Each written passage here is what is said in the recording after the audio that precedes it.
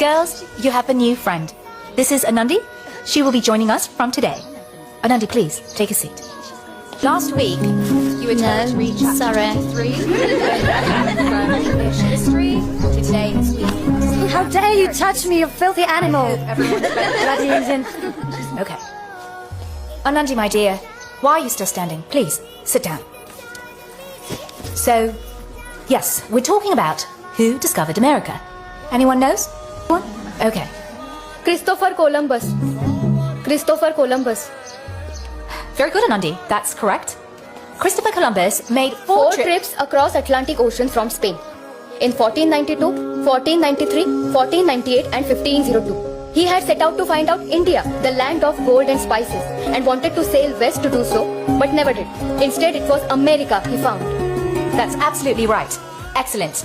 I'm impressed, Anandi.